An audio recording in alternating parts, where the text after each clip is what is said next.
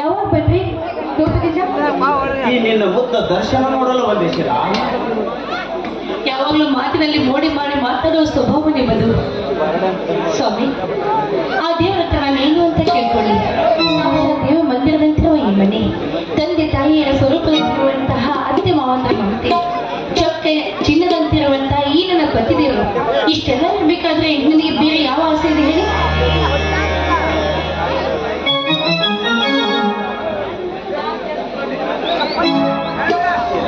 ಈ ನಿನ್ನ ಮುಖ ದರ್ಶನ ನೋಡಲು ಬಂದೆ.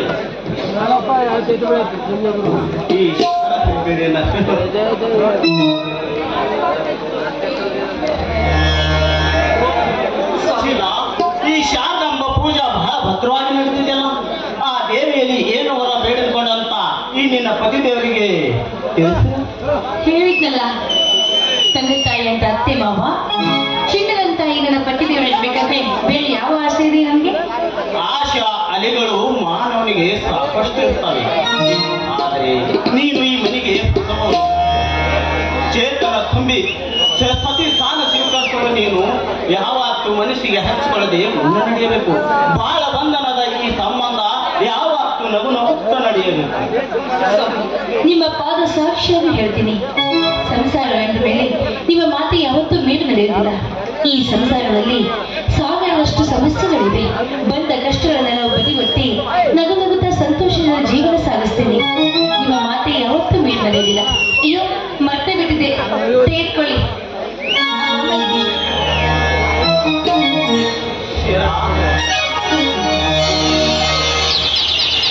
ಶೀಲಾ, ಈ ಶಾರದಾಂಬ ಹೆಣ್ಣಿನ ಪ್ರಸಾದಕ್ಕಿಂತಲೂ ಈ ನಿನ್ನ ಮುತ್ತಿನ ಪ್ರಸಾದ ಸಿಕ್ಕರೆ ಆ ನನಗೆ ಸ್ವರ್ಗವನ್ನು ಸಿಕ್ಕಾಗ್ತದೆ. ಒಂದೇ ಒಂದು ಮುತ್ತಿನ ಹೋಗಿಪ್ಪ, ನಿಮ್ಮ ಜೊತೆ ಅತಿ ಸಲಿಗೆಯಿಂದ ಮಾತಾಡೋದಕ್ಕೆ ನನಗೆ ಯಾಕೋ ನಾಚಿಕೆ ಆಗುತ್ತೆ. ಈ ನಿಮ್ಮ ಮುದ್ದಾದ ಮುಖದಲ್ಲಿ ಅದೇನಿದೆಯೋ ನಾ ಕಾಣೆ. ಮನ್ಮಥನಂತಹ ರೂಪವನ್ನು ನೀವು ನನಗೆ ಪತಿಯಾಗಿ ದೊಡ್ಡಿದ್ದೀರಲ್ಲ, ಅದೇ ನನ್ನ ಪುಣ್ಯ ಅಂತ ಬಯಸ್ಕೋಬೇಕು. ಪೂರ್ವ ಜನ್ಮದ ಪುಣ್ಯ ಅಷ್ಟೇ ಅಲ್ಲ ಶೀಲಾ, ಜನ್ಮಾಂತರವನ್ನು ನಡೆದುಕೊಂಡು ಹೋಗೋದು ಇದು ಒಂದು ಪ್ರೇಮ ಬಂಧನ.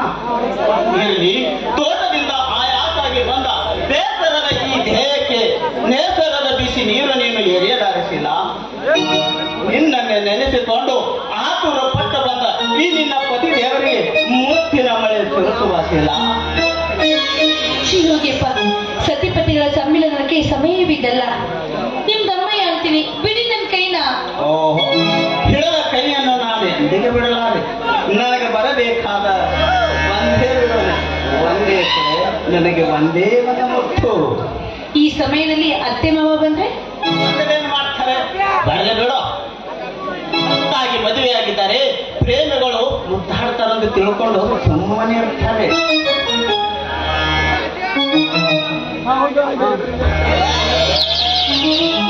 ಮಾತಿಗೆ ಒತ್ತಡ ಮುತ್ತಿನಲ್ಲಿದೆ ಅಂತ ನನಗೆ ಚೆನ್ನಾಗಿ ಗೊತ್ತು. ತುಂಬಾ ಹೊತ್ತಾಯ್ತು, ಊಟ ಮಾಡಿ ಬನ್ನಿ, ಆಮೇಲೆ ಎಲ್ಲ ಹೇಳಿರಂತೆ. ಈಗ ಊಟ ಬೇಡ, ಮತ್ತೇನ್ ಬೇಕು? ನನಗೆ ಬೇಕು, ಅದು ಎಲ್ಲರಿಗೂ ಗೊತ್ತು.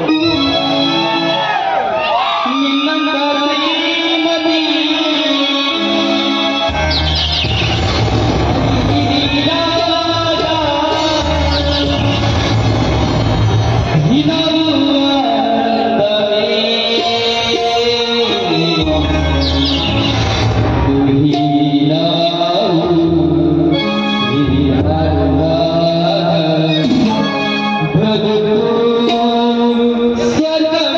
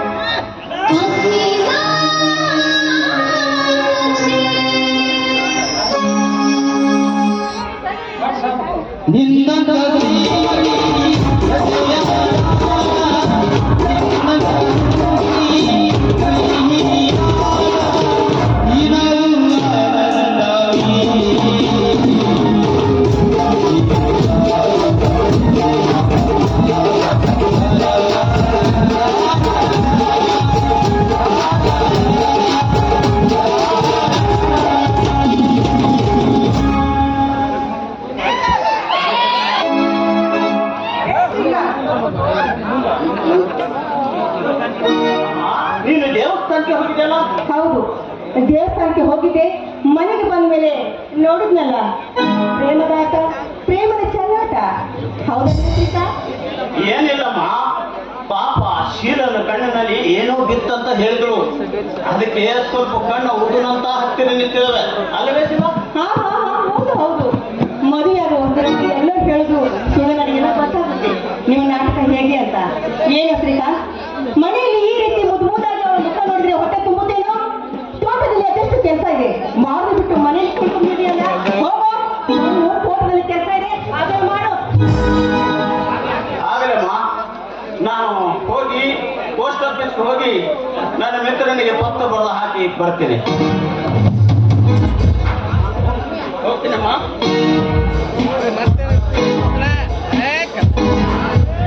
ಬಾಯ್ ಬಾಯ್. ಏನಮ್ಮ ಮಹಾರಾಣಿ, ನೀನು ನಿಂತಿದ್ದೀಯಲ್ಲ, ಏನು ಕೆಲಸ ಇಲ್ಲವೇನು ಮನೆಯಲ್ಲಿ? ನೋಡು,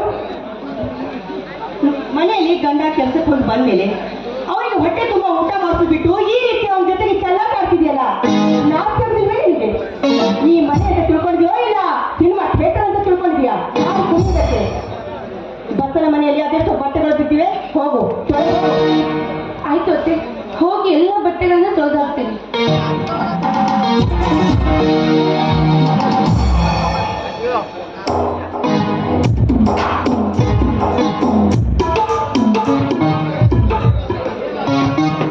ಏನು ಶಗುಂತ, ಆಗ್ಲೇ ಏನು ವಾದಿಸ್ಕೊಳ್ಳೋ ಶುರು ಮಾಡಿಬಿಟ್ಟಿಯಲ್ಲ, ಮತ್ತೇನು ಸಮಾಚಾರ? ನಾನೇನು ಹೇಳ್ಬೇಕು ನಿಮ್ಗೆ ಹೊಸ ವಿಚಾರ? ಬಂದಿದ್ದಾಳಲ್ಲ ನಿಮ್ಮ ಸೊಸೆ, ಅವಳು ಹೇಳ್ತಾ ಚೆನ್ನಾಗಿ ನಿಮ್ಗೆ ತಿಳಿಸಿ. ಏನ್ ಮಾಡುದು ಶಗುಂತ, ಊರಲ್ಲಿ ಹಿರಿಯರು ಆಗಿದ ಮೇಲೆ ಎಲ್ಲರ ಬಗ್ಗೆ ವಿಚಾರ ಮಾಡ್ಬೇಕಾಗ್ತದೆ. ಅದರಲ್ಲಿ ಮುದ್ದು ಸಸಿ ಸೀದಾ ಎಲ್ಲಿಗೆ ಹೋಗಿದ್ದಾಳೆ? ಪಾಪ, ಅವಳು ತುಂಬಾ ಒಳ್ಳೆಯವಳು ರೀ. ನಾನು ಬೇಡ ಬೇಡ ಅಂತ ಹೇಳಿದೆ. ಇಲ್ಲ ಅತ್ತೆ, ನಾನು ಎಲ್ಲ ಕೆಲಸ ಮಾಡ್ತೀನಿ ಮಾಡ್ತೀನಿ ಅಂತ ಬಸ್ಸಿನ ಮನೆಯಲ್ಲಿ ಬಟ್ಟೆ ಇಟ್ಟಿದ್ನಲ್ಲ, ಅದು ತೊಳಿತಾ ಇದ್ದಾಳೆ. ತುಂಬಾ ಒಳ್ಳೆಯವಳು. ಹೌದು ಶೀಲಾ, ಹೌದು ಕೃಷ್ಣಕೋತ್ರ, ಶೀಲಾ ಬಹಳ ಒಳ್ಳೆ ಹುಡುಗಿ. ನಮ್ಮ ಮನೆ ತಕ್ಕ ಹೇಳು, ನಮಗೆ ಹಣ ರೊಕ್ಕ ಬಂಗಾರ ಸಿಗುದು ಚಿಂತೆ ಇಲ್ಲ. ಭಕ್ತರಂತ ಸಸಿ ಸಿಕ್ಕಲ್ಲ, ಸಾಕು ಅಷ್ಟೇ. ಸಾಕು ಸಾಕು ಅಂತ ನನ್ನ ಮುಖ ನೋಡ್ತಾ ಇದ್ದೀರಲ್ಲ, ಊಟ ಬಾಯ್ ಬೇಡವೇನು? ನಡೆಯಿರಿ. ನೀನು ಅವನಿಗೆ ಯಾವುದು ತಂದಿರ್ತಾರಲ್ಲ ಅದೇ ಸರಿಯಾಗಿ ನೋಡ್ಕೊಂಡು ಹೋಗುವಷ್ಟೇ. ಆಯ್ತು, ನೋಡ್ತೀನಿ. ನೀವೇಕೆ ನನ್ನ ಮುಖ ನೋಡ್ತಾ ಇದ್ದೀರಾ? ನಡೆಯಿರಿ, ಊಟ ಮಾಡಿಬಿಡತ್ತೆ. ಮುದುಕಲಾದ ಚೇತನ ತುಂಬುವಾಗ ಈಗಿನ ರೂಪ ರಾಶಿ ನೋಡಿ ಸದಾ ಎತ್ತಕ್ಕೆ ಹುಚ್ಚಿದಾಗ್ತದೆ. ಏನ್ರಿ ತಲೆಯಲ್ಲಿ ಬಿಳಿ ಕೂದಲು ನಿಮ್ಗೆ ಹಾಕಿ ಹೇಳ್ಬೇಕಂತ ಗೊತ್ತಾಗಿಲ್ಲ.